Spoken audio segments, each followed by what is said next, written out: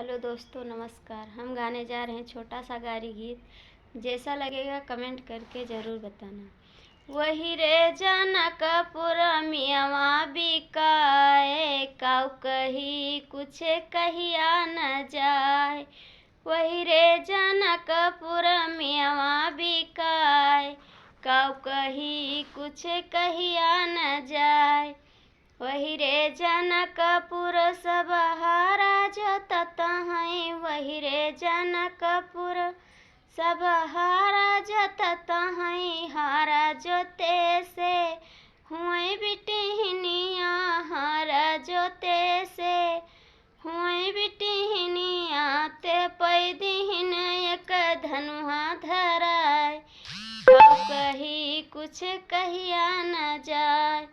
ते पैदिहन एक धनुहा धराए, काऊ कही कुछ कहिया न जाए। वही रे जनकपुर मियवा बिकाए, काऊ कही कुछ कहिया न जाए।